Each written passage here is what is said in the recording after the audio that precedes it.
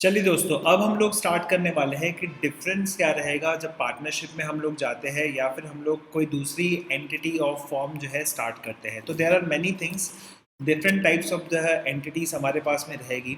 There could be, हम लोग बात कर सकते हैं पार्टनरशिप फर्म की, या फिर we can talk about the LLP organization, और we can talk about club या फिर ट्रस्ट। सो पहला डिस्टिंक्शन हम लोग कवर करने वाले हैं, that is in between partnership and the joint stock company. ठीक है, जो जॉइंट स्टॉक कंपनी बोल सकते हो या फिर सिंपली जो है इसको क्या बोल सकते हो दोस्तों, कंपनी। ठीक है, स्टॉक का मतलब क्या होता है दोस्तों, कैपिटल। ठीक है, सिंपल इसका मतलब होता है capital. So how much capital you are employing, right. And from, मतलब बहुत सारे लोग जब कैपिटल एम्प्लॉय करते हैं तो उसको हम लोग कहते हैं जॉइंट स्टॉक कंपनी। तो पहला डिस्टिंक्शन देख लेते हैं दोस्तों, लीगल स्टेटस का। तो इसके पहले मैंने आपको बताया कि पार्टनरशिप फर्म का एज सच कोई लीगल स्टेटस नहीं रहता है। A firm is not a legal entity, उसकी कोई लीगल पर्सनैलिटी नहीं रहती है। टैक्सेशन पर्पस के लिए दोस्तों माना गया है कि उसके पास में लीगल हैसियत है टैक्सेशन, टैक्स लगाने के लिए, लेकिन दोस्तों अदरवाइज इसके पास में कोई भी लीगल अथॉरिटी नहीं है। Okay, so company is a separate legal entity distinct from the members. असल में दोस्तों कंपनी में क्या होता है जरा सब समझिए दोस्तों। ये है कंपनी दोस्तों, ये कंपनी के पीछे दोस्तों क्या है, कंपनी को चलाने वाले डायरेक्टर्स हैं, और इन डायरेक्टर्स को चुनने वाले दोस्तों कौन है, शेयर होल्डर्स। और इन शेयर होल्डर्स को बेसिकली हम लोग क्या कहते हैं दोस्तों, इन शेयर होल्डर्स को हम लोग कहते हैं मेंबर्स। सो ये जो मेंबर्स है ना दोस्तों, ये मेंबर्स डायरेक्टर्स को चुनते हैं और ये कंपनी चलाते हैं। कंपनी जो है प्रॉपर्टी खरीदेगी, कंपनी बिजनेस खरीदेगी। दोस्तों ये कंपनी का बिजनेस आपका बिजनेस नहीं है, डायरेक्टर्स का बिजनेस नहीं है। कंपनी की प्रॉपर्टी आपकी प्रॉपर्टी नहीं है, आपका जो है वो एसेट नहीं है, आप उसको यूज़ नहीं कर सकते। मान लीजिए मैंने रिलायंस के शेयर्स खरीद लिए और उसके बाद में मैं रिलायंस के सीधे टॉप ऑफिस में जाकर बोलता हूँ, मुकेश अंबानी थोड़ी देर सरक, मेरे को जो है कंपनी की गद्दी पर बैठना है। मुकेश अंबानी आपको बैठने देगा? Mukesh Ambani is the managing director of the company, उसका कंपनी नहीं है, उसको तो कंपनी ने भाई रखा है, काम करने के लिए रखा है, राइट। उसको मेंबर्स ने चुना है, उसको शेयर होल्डर्स ने चुना है। तो इस बात को अच्छी तरह से दिमाग में डाल दीजिए कि कंपनी में आप मेंबर बन गए, शेयर होल्डर बन गए, तो उसकी प्रॉपर्टी आपकी प्रॉपर्टी नहीं है। एक पार्टनरशिप फर्म मतलब क्या होता है, तीन लोगों ने मिलकर क्या बनाई दोस्तों, पार्टनरशिप फर्म बनाई। अब ये पार्टनरशिप फर्म, पार्टनर्स और फर्म दोनों क्या है, एक ही चीज़ है दोस्तों। ये कोई डिस्टिंक्ट आइडेंटिटी नहीं है दोस्तों। पार्टनर्स है तो फर्म है तो पार्टनर्स है, इस तरह की चीज़ें हो गई दोस्तों। दोनों एक ही है। When I am dealing with the partner, actually I am dealing with the firm. When I am dealing with the firm, actually I am dealing with the partner. But when I am dealing with the company, I am actually dealing with only company and not the member. Company अगर डूबती है तो इसका member नहीं डूबता है दोस्तों, लेकिन अगर फर्म डूबती है तो इसके जो है पार्टनर्स भी क्या हो जाते हैं, डूब जाते हैं।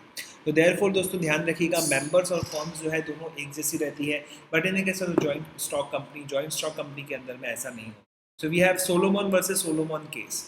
अब सोलोमन वर्सेस सोलोमन केस के अंदर में क्या था, बेसिकली यहाँ पर एक सोलोमन इंसान था, उसने एक कंपनी बनाई थी, कंपनी का नाम था सोलोमन एंड कंपनी, राइट।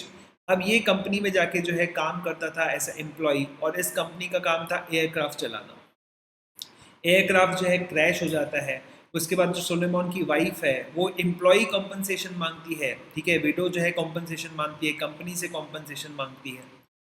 तो जो लोग हैं वो कहने लग जाते हैं भाई इस केस के अंदर में कि ये कॉम्पनसेशन अवेलेबल नहीं है। क्यों अवेलेबल नहीं है? क्योंकि इस केस के अंदर में सोलेमन और उसका एम्प्लॉय जो है वो अलग अलग नहीं है। Sorry, I guess I am going wrong. Okay, sorry sorry, actually ली वर्सेस ली मैं बता रहा हूँ। ठीक है भाई, मैं एक काम करूँगा दोस्तों, इसके रिस्पेक्ट में जो केस लॉ रहेगा वो मैं आपको समझाने की कोशिश करूँगा, अभी इसको नहीं समझाता हूँ। फॉर ये कैसा लाइबिलिटी वाला केस है, लाइबिलिटी वाला केस रहता है। इसके अंदर में क्या रहता है कि सोलेमन जो है वो एज अ क्रेडिटर कंपनी को पैसे दे देता है, और जो बाकी क्रेडिटर्स रहते हैं वो लोग जो है पैसे मांगते हैं, तब उनको पैसे नहीं मिलते। तो इस तरह का कुछ वो केस है। So will cover that in some other part. फिलहाल के लिए आप इतना समझिए कि मेंबर्स जो है वो प्रॉपर्टी में किसी भी तरह की हिस्सेदारी नहीं ले सकते, right. For sorry I am extremely sorry for that. ठीक है, ओके। नाउ मैं समझाऊंगा आपको, जब कंपनी एक्स चलेगा ना, कंपनी से हम लोग पढ़ेंगे ना, तब मैं आपको सोलेमन वर्सेस सोलेमन और Lee versus Lee air flying company दोनों जो है मैं आपको बता दूंगा, ठीक है। Now coming to the agency part. Now agency part के अंदर में क्या होगा दोस्तों, in every firm every partner is the agent of the other partner. ये मैंने आपको एक भी बताया दोस्तों, हर पार्टनर एक दूसरे का क्या है, एजेंट है, right, as well as of the firm. Company में क्या होता है, company is not a agent of the other members of the company, his actions do not bind either, ठीक है, दोनों एक दूसरे को बाइंड नहीं करते। कंपनी ने कोई सौदा किया, कंपनी फुलफिल नहीं कर पा रही है तो मेंबर को फुलफिल करने की जरूरत, मेंबर ने कोई सौदा किया, मेंबर फुलफिल नहीं कर पा रहा है तो कंपनी के ऊपर में कुछ नहीं आएगा, राइट। लेकिन दोस्तों यहाँ पर ध्यान रखिए, फर्म के केस में वो कैसा होना चाहिए, ऑर्डिनरी कोर्स के अंदर होना चाहिए, it should not be under extra ordinary course, it should always be under the ordinary course of the business and not under extra ordinary course of the business. Distribution of the profits की बात करते हैं तो obviously partnership हम काय के लिए करते हैं, in order to distribute the profits, okay. The profits of the firm must be distributed among the partners according to the terms of the partnership deed, terms of the partnership deed के हिसाब से distribute किया जाएगा। लेकिन दोस्तों यहाँ पर ऐसा कोई कंपल्शन नहीं होता है, प्रॉफिट है तो आपको डिविडेंड्स के तौर पे आप डिस्ट्रीब्यूट कर भी सकते हो और नहीं भी कर सकते हो, ठीक है। यू कैन डिस्ट्रीब्यूट और यू मे नॉट डिस्ट्रीब्यूट, ठीक है। सम प्रॉफिट्स जो जनरली जो है एंटायर प्रॉफिट जो है डिस्ट्रीब्यूट नहीं किया जाता, कुछ डिस्ट्रीब्यूट किया जाता है, कुछ नहीं किया जा सकता है, हो सकता है पूरा का पूरा कंपनी की ग्रोथ में खर्च कर दिया जाए। It is not compulsory to distribute the profit of the company, ठीक है। तो जो प्रॉफिट डिस्ट्रीब्यूट किया जाता है उसको ये लोग क्या कहते हैं दोस्तों, डिविडेंड कहते हैं। और यहाँ पर ऐसा कुछ वर्ड यूज़ नहीं किया जाता है कि डिविडेंड दे रहा है और नहीं दे रहा है, इस तरह से जो है तरह की चीज़ों को यूज़ नहीं किया जाता है, वर्ड्स को यूज़ नहीं किया। Now coming to the extent of liability, जैसा कि मैंने आपको बोला बेटा, पार्टनरशिप जो फर्म है दोस्तों वही पार्टनर्स और फर्म जो है दोनों एक ही है। तो जो फर्म की लाइबिलिटी है वही लाइबिलिटी किसकी है, पार्टनर्स की है, और जो पार्टनर्स की लाइबिलिटी है वो फर्म की लाइबिलिटी है, provided in connection with the business, business के कनेक्शन में होना चाहिए। अगर किसी पार्टनर ने कोई पर्सनल लाइबिलिटी ली है तो उसके लिए फर्म लाइबल नहीं रहेगी, बिकॉज वो ordinary course of the business नहीं है, राइट। लेकिन एक बात तो पक्की है कि अगर फर्म डूब गई तो पार्टनर्स को घर से पैसे लेकर आने पड़ेंगे, पर्सनली लाइबल रहेगा पार्टनर। लेकिन in case of the company, अगर कंपनी का बिजनेस खत्म हो जाता है, कंपनी डेट में चली जाती है, इंसॉल्वेंट हो जाती है, तो मेंबर को कुछ भी पैसा देने की ज़रूरत नहीं है, प्रोवाइडेड वो कंपनी कैसी लाइबिलिटी वाली होनी चाहिए, लिमिटेड लाइबिलिटी वाली वो कंपनी होनी चाहिए। So in a partnership the liability of the partners is unlimited, कैसी है, अनलिमिटेड। यहाँ पर अगर पार्टनरशिप फर्म का बिजनेस डगमगाया, किसी तरह से खराब हो गया, डेट के अंदर में चले गए, इंटरेस्ट के ऊपर इंटरेस्ट भर रहे, इंसॉल्वेंट हो गए, पूरा पैसा जो है क्रेडिटर्स को देने के लिए कौन कहाँ से लेकर आएगा, पार्टनर्स लेकर आएंगे अपने घर से। This means each partner is liable for the debts of the firm incurred in the course of the business of the firm, and these debts can be recovered from the private property if it is joint estate is insufficient to meet them only। अगर उनकी पूरी joint property जो partners के firm के अंदर में है, अगर वो सफिशिएंट नहीं होती है तो घर से जो है उनको एक लॉस शेयरिंग जो मैकेनिज्म रहेगा, उनका प्रॉफिट शेयरिंग मैकेनिज्म जैसे ही रहेगा या फिर एग्रीमेंट के हिसाब से रहेगा, उसके हिसाब से उनको लाना पड़ेगा। तो ये बहुत ही worst feature of the partnership है दोस्तों। इसीलिए दोस्तों पार्टनरशिप नहीं करनी चाहिए अगर आपको एक सॉलिड कोई बिजनेस बनाना है तो। If you want to build a solid business, go for the company form of organisation, don't go for the partnership, the worst kind of the business entity, ठीक है, क्योंकि कभी भी बंद हो सकता है। एंड नेक्स्ट पार्ट इज इसके अंदर में अनलिमिटेड लाइबिलिटी। इससे अच्छा तो आप एलएलपी बना दो, वहाँ पे क्या है, लिमिटेड लाइबिलिटी। नाउ कंपनी में क्या होता है, लिमिटेड बाय शेयर्स होता है। तो आपने जितना शेयर्स का पैसा, जितने शेयर्स आपने खरीदे, 10 रुपये के शेयर्स है, 100 शेयर्स आपने खरीदे तो उतना ही पैसा आपको देना है, उससे ज़्यादा पैसा आपको देने की ज़रूरत नहीं है, okay. So the liability of the share holders is limited to the amount if any unpaid on his shares, but in case of the guarantee company, अब कंपनी भी अलग अलग टाइप की होती है, ठीक है। अगर वो शेयर वाली कंपनी है तो शेयर्स जितना ही पैसा देना है। अगर गारंटी वाली कंपनी है और आपने कोई गारंटी दी है कंपनी के रिस्पेक्ट में, तो उस रिस्पेक्ट में आपको उतना ही पैसा देना है जितनी आपने गारंटी दी है, ज़्यादा पैसा आपको देने की ज़रूरत नहीं है। ज़्यादा पैसा आपको किस में देना पड़ेगा, यहाँ पे अनलिमिटेड कम। अगर आपकी फर्म का बिजनेस जितना ज़्यादा खराब होगा उतना ज़्यादा आपको घर से पैसा ला कर आना पड़ेगा।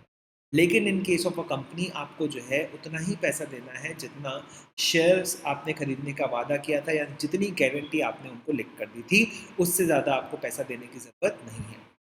However, there may be companies where the liability of the members is unlimited। ऐसी कोई कंपनी बनाता ही नहीं, समझ में आया कि नहीं, ऐसी कंपनी बनाता ही नहीं है। निधि कंपनी वगैरह कुछ होगा बेटा उसके अंदर में, पर ऐसी कंपनियां नॉर्मली कोई बनाता ही नहीं, क्योंकि कंपनी बनाने का सोल एंड सॉलिड पर्पस है कि लाइबिलिटी कैसी चाहिए, हम लोगों को लिमिटेड चाहिए। वो डोनाल्ड ट्रंप है, आपने सुना होगा दोस्तों, अमेरिका का प्रेसिडेंट है, उसने ताजमहल करके एक कसिनो सेंटर बनाया था। वो पूरी तरह से पूरी तरह से ख़राब वेंचर निकला उसका, उसको 1 रुपया नहीं भरना पड़ा, बिकॉज उसका एज अ मेंबर, वो कंपनी का मेंबर था, उसकी लाइबिलिटी क्या है दोस्तों, लिमिटेड है। ये बात को बहुत लोग जो है गलत तरीके से समझते हैं कि कंपनी की लाइबिलिटी अनलिमिटेड रहती है। बेटा मेंबर्स की लाइबिलिटी लिमिटेड रहती है। कंपनी को तो अपनी आखिरी सांस तक पैसा देना पड़ेगा, उसको जो पैसे देने हैं उसको अपने असेट्स बेच के देने पड़ेंगे, कंपनी पूरा का पूरा जीरो हो जाएगा। समझ में आया कि नहीं? लेकिन मेंबर्स पे आज नहीं आएगा। मेंबर्स की liability is limited to the shares that they have promise to take और the guarantee that they have promise to give, not beyond that. ठीक है, अनलिमिटेड कंपनी होती है लेकिन अनलिमिटेड कंपनी कोई बनाता नहीं है। Okay, so practically the point is irrelevant लेकिन theoretically it is relevant. Now दोस्तों नेक्स्ट होता है दोस्तों इसके अंदर में, दैट इज प्रॉपर्टी। नाउ दोस्तों आपको तो समझ में आ गया होगा कि पार्टनर्स की प्रॉपर्टी किसकी होती है, पार्टनरशिप फर्म की होती है। तो कोई ना कोई हिस्सा होगा उसके अंदर में, जॉइंट स्टेट होगा उसके अंदर। The firm's property is that of which is the joint estate of all the partners का joint estate रहता है, as distinguished from the separate status of any one of them. It does not belong to the body distinct in law from the members. अब देखो company का जो property है वो किसका है, कंपनी का प्रॉपर्टी है। It is distinct from the directors, distinct from the members. ये डायरेक्टर्स और कंपनी मिलकर जो है प्रॉपर्टी नहीं खरीद रहे, या फिर कंपनी या मेंबर्स मिलकर प्रॉपर्टी नहीं खरीद रहे। ये कंपनी का ही प्रॉपर्टी है, कंपनी का ही रहेगा। समझ में आया कि नहीं आया? लेकिन दोस्तों इन केस ऑफ प्रॉपर्टी, अगर ये जॉइंट स्टेट है दोस्तों, ये जो प्रॉपर्टी है फर्म की है, तो मतलब ये सबकी है दोस्तों, सभी पार्टनर्स की है। जब हिसाब किताब होगा आखिरी में, मान लो मैंने पार्टनर ए के नाम से भी ये जमीन खरीदी थी, प्रॉपर्टी खरीदी थी, उसके बावजूद भी दोस्तों इसको हम लोग क्या मानेंगे, जॉइंट प्रॉपर्टी मानेंगे। इसको बेचेंगे तो इसके 3-4 जितने भी हिस्से हैं वैसे होंगे, राइट। तो अगर आपने प्रॉपर्ट पार्टनरशिप पैसे से जो है कोई फर्म खरीदी, सॉरी पार्टनरशिप पैसे से कोई प्रॉपर्टी खरीदी है, भले ही आपने उसको एक पार्टनर के नाम पे करवाया है, लेकिन ये किसकी प्रॉपर्टी है, फर्म की प्रॉपर्टी। लेकिन in case of the company का प्रॉपर्टी अलग रहेगा और मेंबर्स का प्रॉपर्टी अलग रहेगा। In a company its property separate from its member who can receive it back only in the form of the dividend या फिर रिफंड ऑफ द कैपिटल। अब वो कंपनी उसको प्रॉपर्टी को बेचेगा, बेच के हो सकता है कि आपको डिविडेंड बांटे, हो सकता है कि वो आपको जो है रिडक्शन ऑफ शेयर कैपिटल में कुछ पैसे दे, या फिर बायबैक ऑफ द शेयर्स में कुछ पैसे दे। तो ये जो ट्रांजैक्शंस होने वाला है it would be on the basis of the shares. लेकिन दोस्तों ये प्रॉपर्टी पर आपका कोई अधिकार नहीं है, प्रॉपर्टी पर ओनरशिप नहीं है, आपका नाम कहीं प्रॉपर्टी पर लिखा भी नहीं जाएगा, अनलेस कि भाई डायरेक्टर्स जो है वो आपको सम्मान देते हैं, सम्मान के रूप पर जो है प्रॉपर्टी का नाम आपके नाम पे कर दिया तो वो अलग बात है। लेकिन ये प्रॉपर्टी आपकी नहीं होगी, किसी भी तरह से नहीं होगी, आप इस पर हक नहीं जता सकते। ये प्रॉपर्टी हमेशा किसकी रहेगी दोस्तों, कंपनी की। ट्रांसफर ऑफ द शेयर्स, देखिए कुछ भी बात कर लीजिए। अब कंपनी बेसिकली मैं आपको बता दूं, कंपनी जो है बेसिकली दो ही टाइप की होती है कंपनी, ठीक है, बेसिकली दो ही टाइप की होती है। एक या तो ये प्राइवेट कंपनी रहेगी या फिर वो रहेगी दोस्तों पब्लिक कंपनी, ठीक है। ओपीसी भी 1% कंपनी है दोस्तों, वो भी कैसी रहती है, private company. Okay everyone, so private company में क्या होता है, मैक्स टू मैक्स यहाँ पर जो है आपके पास में 50 मेंबर्स रहते हैं, और पब्लिक कंपनी में क्या होता है दोस्तों, अनलिमिटेड मेंबर्स होते हैं, अनलिमिटेड मेंबर्स। ओके, अब इसकी जो है संख्या बढ़ा के कितनी कर दी गई है, 200 कर दी गई है, ठीक है। तो प्राइवेट कंपनी में मैक्स टू मैक्स 200 लोग हो सकते हैं, ओपीसी में ओनली 1 मेंबर, ओनली 1, ठीक है, एक ही पर्सन रहेगा उसके अंदर। तो हम डिटेल में पढ़ेंगे दोस्तों, जब कंपनीज एक्ट हम लोग देखेंगे ना तब डिटेल में पढ़ेंगे हम लोग, अभी नहीं पढ़ते इसको, डिटेल में हम लोग पढ़ेंगे। सो बेसिकली दोस्तों जब आप एक पार्टनरशिप फर्म में 3 लोग जुड़े हो, तो चौथे लोग को अगर आने का है, फोर्थ वाले बंदे को यहाँ पर आना है, तो तीनों की सहमति होनी चाहिए, ठीक है। तो ये आने के लिए तो बड़ी रिस्ट्रिक्शन है भाई, तीनों की सहमति होनी चाहिए। लेकिन अगर मान लो ये सी अपना शेयर जो है अपने छोटे बच्चे को देना चाहता है, डी उसका छोटा बच्चा है, तो उसके लिए भी बाकी सब लोगों को क्या चाहिए दोस्तों, सहमति चाहिए। A share in the partnership firm can not be transferred without the assent of the all the partners. आप असाइन नहीं कर सकते जब तक सब लोगों ने हाँ नहीं बोला। और सिमिलरली दोस्तों होता है प्राइवेट कंपनी के केस के अंदर। ओपीसी में तो भाई एक ही इंसान है, एक ही इंसान किसी और को ट्रांसफर करेगा नहीं, कंपनी उसी की है पूरी की पूरी, ठीक है। एक ही मेंबर है, दूसरा मेंबर ही नहीं है, तो ट्रांसफर की बात ही नहीं होती, किसी और को जो है अपनी जगह पर ला भी नहीं सकता, ठीक है। कंपनी में transfer the share subject to the provisions contain in the articles. हर कंपनी का क्या बना रहता है, 2 तरह का चीज़ बना रहता है, एक बना रहता है मेमोरेंडम ऑफ एसोसिएशन और सेकंड बना रहता है आर्टिकल्स ऑफ एसोसिएशन। ये पढ़ेंगे जब कंपनीज एक्ट के बारे में हम लोग पढ़ना शुरू करेंगे, उसके लिए स्पेशल क्लासेस है, 1 अगस्त से स्पेशल क्लासेस अनअकैडमी प्लेटफॉर्म पर है। So in the case of the public limited companies whose shares are quoted on the stock exchange, the shares is usually unrestricted. Normally listed companies, ये listed company की बात कर रहा है, listed company कौन सी company होती है दोस्तों? Public company होती है. Public company में आप freely अपने shares को transfer कर सकते हो, कोई भी आपको buyer मिल जाएगा, shares को आप बेच दो वहाँ पर. लेकिन प्राइवेट कंपनी में और पार्टनरशिप में एक सिमिलैरिटी है कि प्राइवेट कंपनी में आपको किसकी परमिशन लेनी पड़ती है? कंपनी के डायरेक्टर्स की परमिशन लेनी पड़ती है अपने शेयर को ट्रांसफ़र करने के लिए. काफ़ी सारे एम्प्लॉयज़ है स्टार्टअप्स के अंदर में काम करते हैं, बेसिकली उनको ईसॉप्स वगैरह मिलते हैं. वो ईसॉप्स में कंडीशन रहता है, ईसॉप्स मतलब होता है एम्प्लॉय स्टॉक ऑप्शन, जिसको एक्सरसाइज करके उनको कंपनी के शेयर्स मिलते हैं और ये शेयर्स को लोग ट्रांसफ़र नहीं कर पाते हैं बिकॉज कंपनी उसके ऊपर में रिस्ट्रिक्शन लगा. तो लेकिन अगर वो कौन सी कंपनी है? लिस्टेड कंपनी है. मान लो आपने रिलायंस के अंदर में शेयर्स खरीदे, तो रिलायंस के शेयर्स आप कभी भी कहाँ बेच सकते हैं दोस्तों? मार्केट में बेच सकते हैं, शेयर मार्केट में जाकर आप बेच सकते हैं. डीमेट वगैरह आप जो है खुलवा सकते हैं उसके लिए. ठीक है, अगर आपको डीमेट खुलवाना है तो उसके लिए आप मनी मग चैनल पे जाकर लिंक ले सकते हैं दोस्तों. ठीक है, या फिर मुझे CA मग में बता सकते हैं टेलीग्राम चैनल के अंदर. Okay, so my point is really very simple. ठीक है, प्राइवेट कंपनी में रिस्ट्रिक्शंस है, पब्लिक कंपनी में रिस्ट्रिक्शंस नहीं है. ठीक है, इतना ही बस ध्यान रखो. लिस्टेड कंपनी है, अगर वो स्टॉक मार्केट में लिस्टेड है तो आप किसी को भी बेच सकते हो, आपको किसी को ढूंढने की भी ज़रूरत नहीं रहेगी. पब्लिक कंपनी में हाँ, आपको ढूंढने की ज़रूरत है. ठीक है, now coming to the management of the company. So, in the absence of any express agreement to the contrary, all the partners are entitled to participate in the management. जब तक कॉन्ट्रैक्ट में कुछ नहीं लिखा हुआ है, हर एक पार्टनर ABC, तीनों के तीनों पार्टनर क्या सकते हैं? मैनेजमेंट ऑफ द फर्म में इन्वॉल्व हो सकते हैं, काम कर सकते हैं. ठीक है, फिर उसके बाद में ये लोग तय करेंगे ना कुछ तो तय करना पड़ेगा कि A से परचेज का काम करेगा, B सेल्स का काम करेगा, C कैश कलेक्शन का काम करेगा.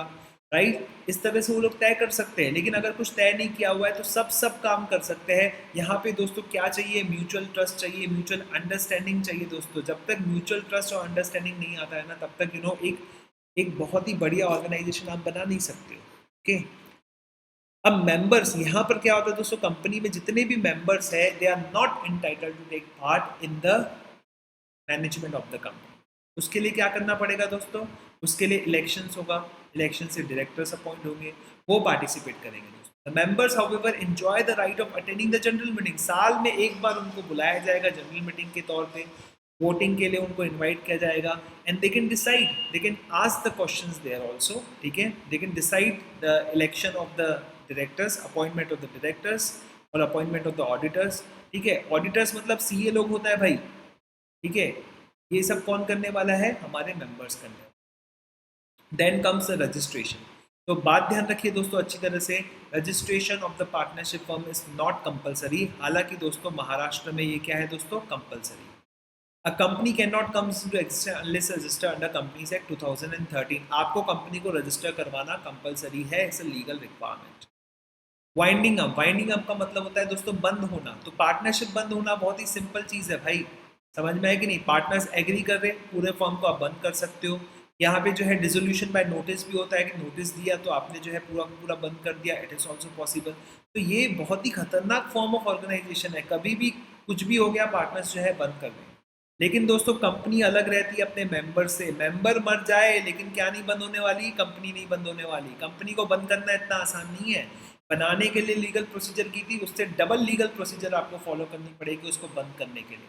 पार्टनरशिप फर्म तो भाई रजिस्टर ही नहीं की थी, रजिस्टर करवाने की ज़रूरत नहीं थी, कोई ऑब्जेक्शन नहीं हो जाएगा, कुछ नहीं उठाएगा. कंपनी बंद करोगे ना बेटा, उसके बिजनेस को बंद करोगे ना, कई लोग ऑब्जेक्शन उठाने वाले आ जाएंगे.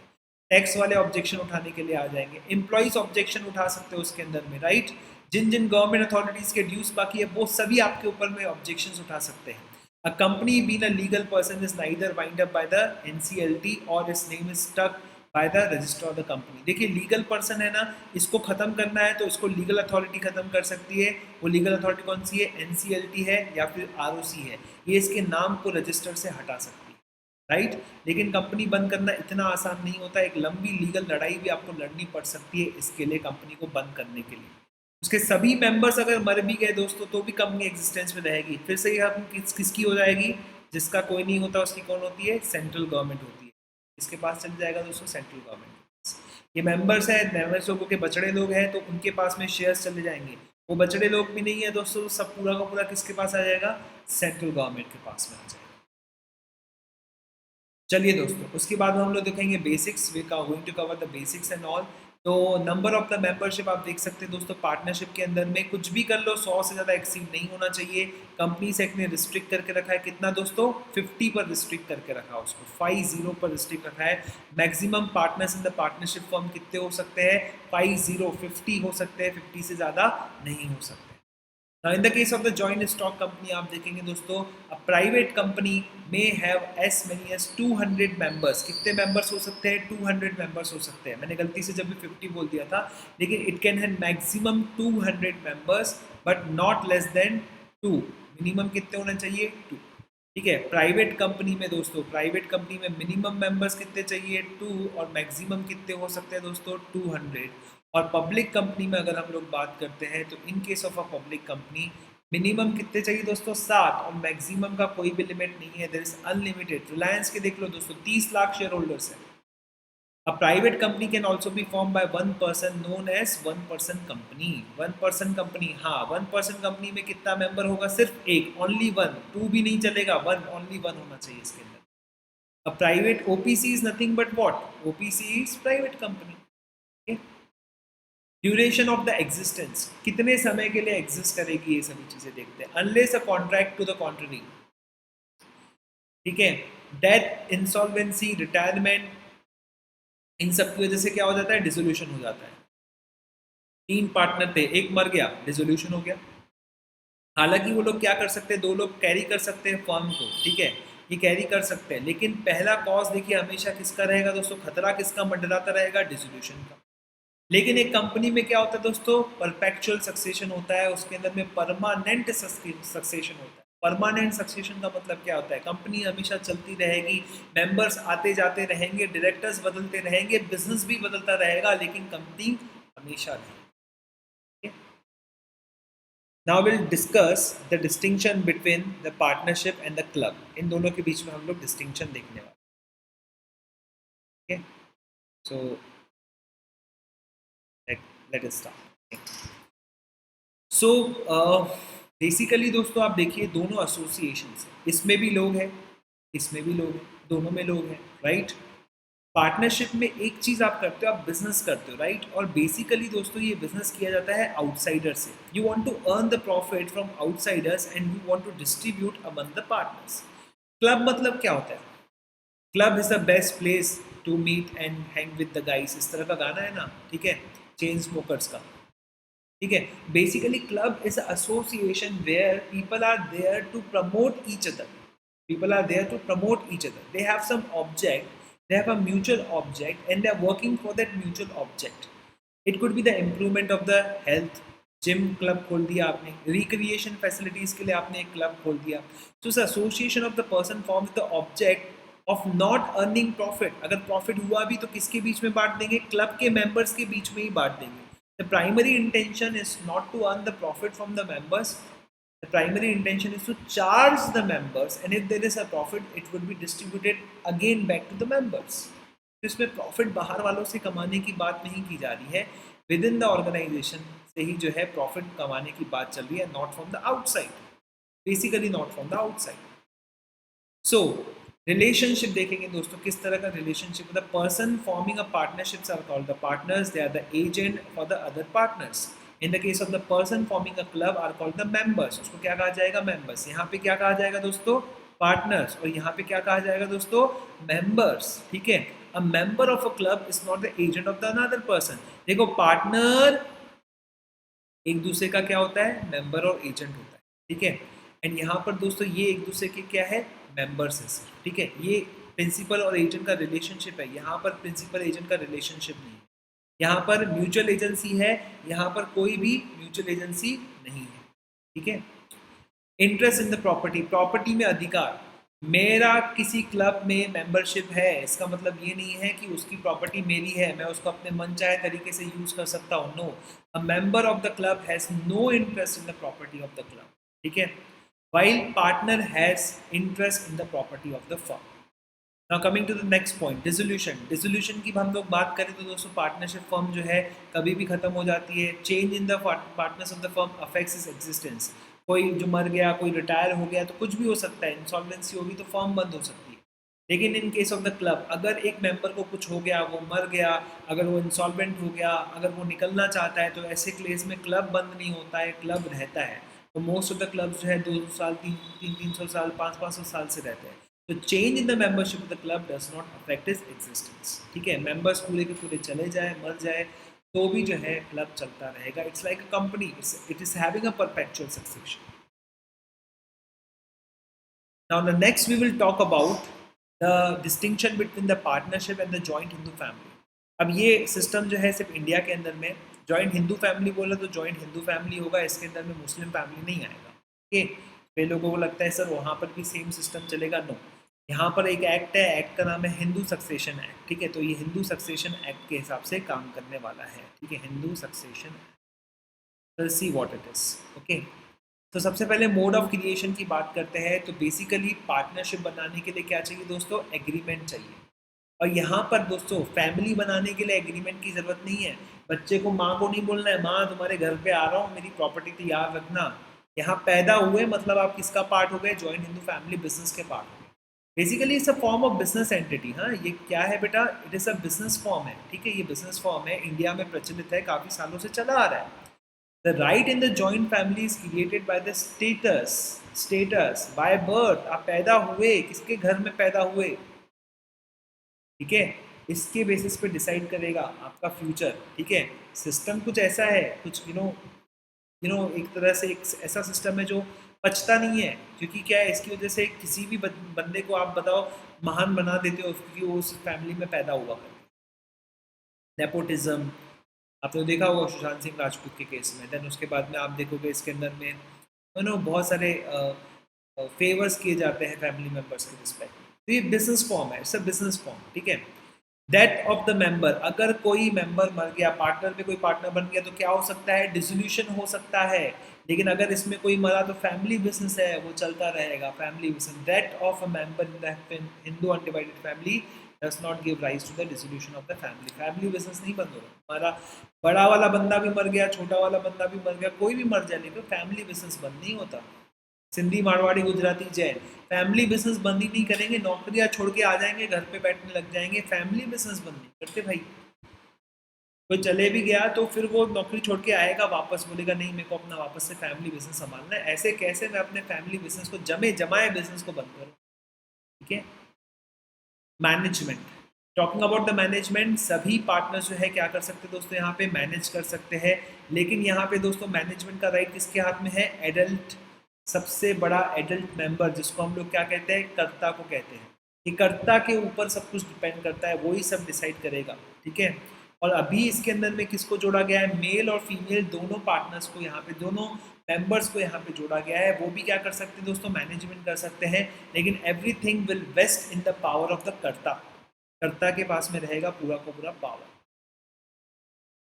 देन उसके बाद में अथॉरिटी टू बाइंड, यहाँ पे एक पार्टनर ने सौदा किया, दूसरी पूरी फर्म को मानना पड़ेगा, प्रोवाइडेड दैट वो पर्टिकुलर चीज किस में होनी चाहिए? ऑर्डिनरी कोर्स ऑफ बिजनेस के अंदर में होनी चाहिए, not in the extraordinary course but in the ordinary course of the business.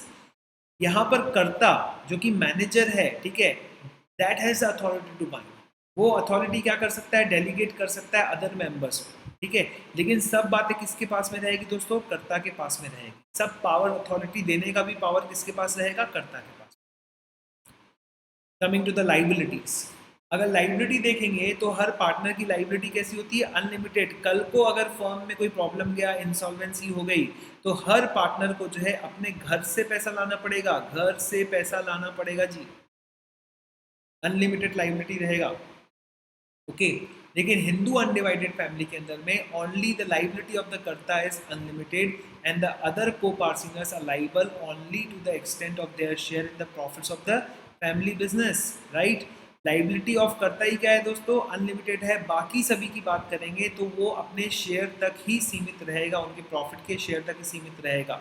मान ली को-पार्टनर्स की प्रॉपर्टी अलग है तो उनको अपनी प्रॉपर्टी बेचने की ज़रूरत नहीं है, अपने घर को बेचने की ज़रूरत नहीं है।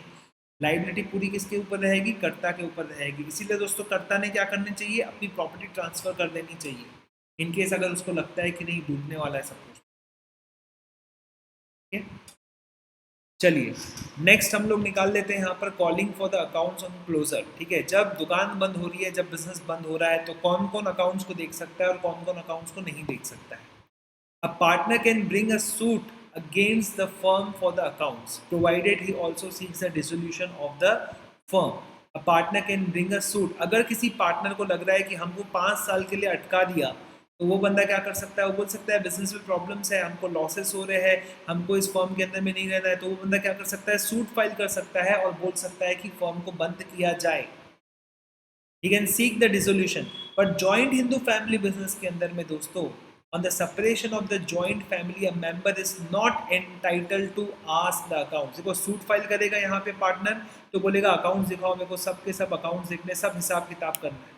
यहाँ पे कोई पार्टनर जो है, यहाँ पे कोई मेंबर जो है बाहर जाना चाहता है, चले जाए बाहर, उसको जो हिस्सा जो है करता देगा, वो करता हिस्सा जो है उसको मिलेगा, बाकी कोई हिस्सा इसको नहीं। फैमिली तोड़ के जा रहे हो, उसके बाद हिसाब किताब भी मांग रहे हो, कोई हिसाब किताब मिलने वाला नहीं है। He can not ask for the accounts of the family business. कर्ता बोल दिया इसको इतना पैसा दे इस बिजनेस का, बात खत्म, दैट्स इट। गवर्निंग लॉ की बात करें तो पार्टनरशिप एक्ट यहाँ पर आ जाता है। गवर्निंग लॉ की बात करें तो यहाँ पर हिंदू लॉ आ जाता है, हिंदू सक्सेशन लॉ आ जाता है। माइनर की कैपेसिटी क्या है, माइनर की इज्जत क्या है, ये पैदा होते बराबर माइनर क्या बन जाता है, पार्टनर बन जाता है, मेंबर बन जाता है। किसमें, जॉइंट हिंदू फैमिली बिजनेस के अंदर में minor becomes the member of ancestral business by the incidence of the birth. He does not have a way to attend the majority. हालांकि पार्टिसिपेट करने का राइट मिलेगा कि नहीं, मैनेजमेंट में राइट मिलेगा कि नहीं, वो पूरा का पूरा कौन डिसाइड करेगा दोस्तों, कर्ता डिसाइड करेगा, हिंदू लॉ डिसाइड करेगा।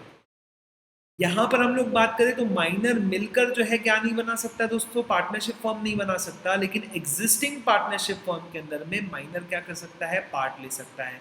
इन a partnership firm a minor can not become a partner though he may be admitted to the benefits of the partnership firm only with the assent of consent of all.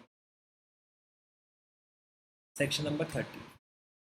ठीक है, continuity की बात करते हैं। A firm subject to the contract between the partners had dissolved by the death और insolvency of the partner. अगर Hindu family की बात करें, ऐसा continuity till it's divided, the status of the joint Hindu family is not affected by the death of the number of the members. यहाँ तो देखो बेटा अनलिमिटेड है, यहाँ तो 50 की जो है लिमिट है ही, लेकिन यहाँ कैसे दोस्तों अनलिमिटेड है। इसीलिए तो दोस्तों देश में जितने बच्चे पैदा करने हैं उतने बच्चे पैदा करो, टेंशन वाली बात नहीं है। पॉपुलेशन तो ऐसी ही बढ़ती जा रही है और बढ़ती जाएगी, क्या दिक्कत है भाई। Share in the business, her partner को शेयर इन द बिजनेस होता है, एग्रीमेंट में जैसा लिखा हुआ है उसके हिसाब से। लेकिन एचयूएफ के अंदर में, हिंदू अनडिवाइडेड फैमिली के अंदर में, नो को partners have a definite share. ठीक है, इस इंटरेस्ट हमेशा फ्लक्चुएट रहेगा। नया बच्चा पैदा हुआ तो ऊपर वाले बंदे का जो है इंटरेस्ट कम हो जाएगा थोड़ा बहुत, उसके फैमिली में जिस तरह का उसका डेथ वगैरह हो रहा है तो उसके हिसाब से इंटरेस्ट क्या होता रहेगा, फ्लक्चुएट होता रहेगा। It is capable of being enlarge bye the death in the family, diminish by the birth. जितनी बर्थ जो है होगी उतने हिस्से कम होते जाएंगे, जितनी डेथ्स होगी उतने हिस्से। नाउ अब एक और बात करेंगे दोस्तों, पार्टनरशिप वर्सेस को ओनरशिप के बीच में।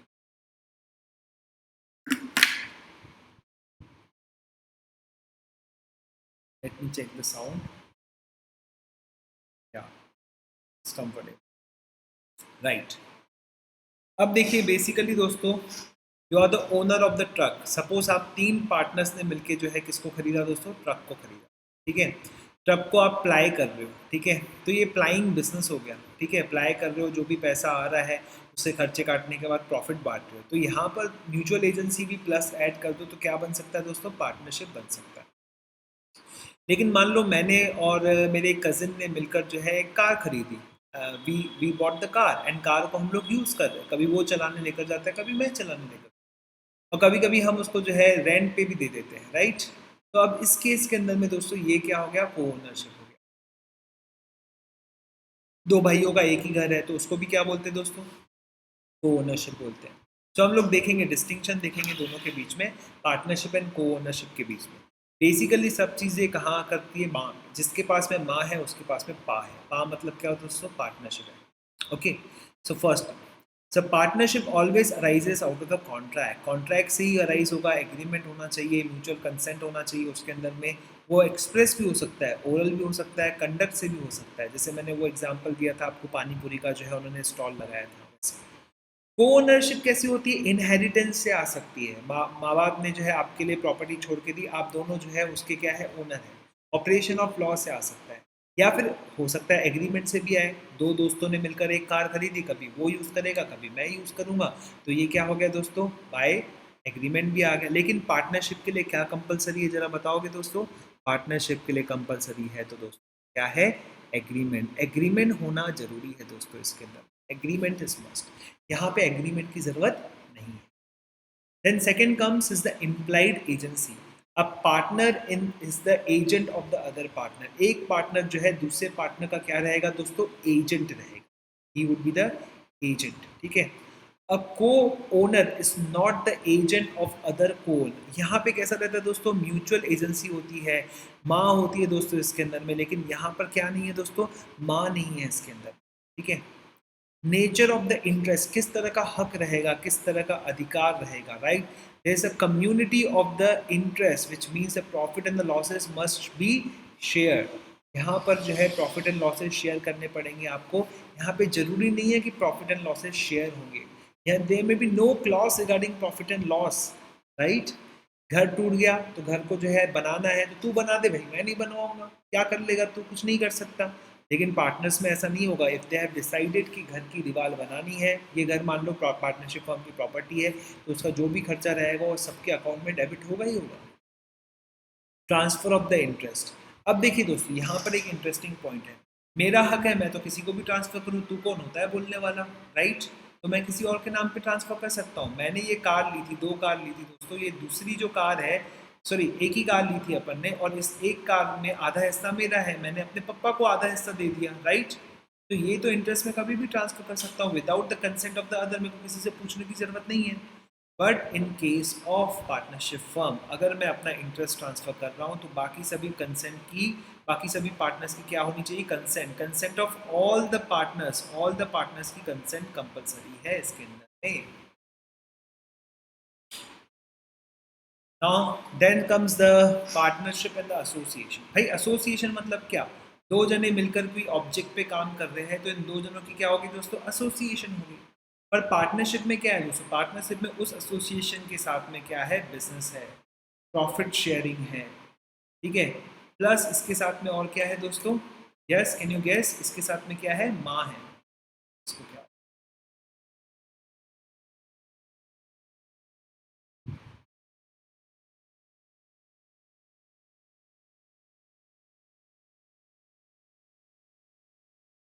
ठीक है, उसके साथ में क्या है दोस्तों? माँ है। Wait for a minute. Yes, so association may just evolve out of the social cause. इसमें लिख दिया है उसने, सोशल कॉज लिखा है वैसे इसने। जरूरी नहीं है सोशल कॉज भी हो, और कोई ऑब्जेक्ट भी हो सकता है, पॉलिटिकल भी हो सकता है ऑब्जेक्ट, ठीक है। Not necessarily motive to earn the profit, it is intention not to enter into the business for the gain. लेकिन यहाँ पर इंटेंशन क्या है दोस्तों? यहाँ पर भले ही शुरुआत में डिस्काउंट्स दिए जा रहे हो, लेकिन इंटेंशन क्या है? Intention is to do the business, is to earn the profit and divide that profit. So partnership means and involves setting up a relation of agency between two or more persons who are entered into the business of the gains with the intention to share the profits. Example, to run and business, ठीक है, simple है, charitable institution का, religious organisation, church बना रहे हैं या building a temple, ये सभी किस में आ जाता है दोस्तों? Association. Even if you are building the political party, ultimate purpose political party का तो आपको पता है क्या होता है, लेकिन स्टिल आई वुड से कि उसका पर्पस जो है एसोसिएशन, नॉट एनी, ठीक है। तो ये सभी डिस्टिंक्शंस हमने पढ़ लिए दोस्तों पार्टनरशिप और other forms of the organisation के बीच में। I hope you enjoyed the lecture, ठीक है। हम कल वापस से फिर से मिलने वाले हैं। क्लास इज शेड्यूल एट 4, ठीक है, 4 PM to 6 PM। आज because of the technical problems कुछ हुआ था कि इसकी वजह से जो है मैंने ये रिकॉर्ड कर लिया, रिकॉर्ड करते समय इतना मज़ा नहीं आता है, आई डोंट थिंक कि आपने इतना एंजॉय किया होगा, लेकिन still guys in live session I am really very awesome, more energetic, and students जिस तरह का रिस्पॉन्स करते हैं मज़ा अलग ही आता है. So I invite you the 4 PM class, 4 PM to 6 PM. Come and enjoy the class from tomorrow, right? We'll continue with part 2 of the Partnership Act with some questions and the answer, with some MCQs and all. Okay? तो चलिए, bye bye guys, thank you so much.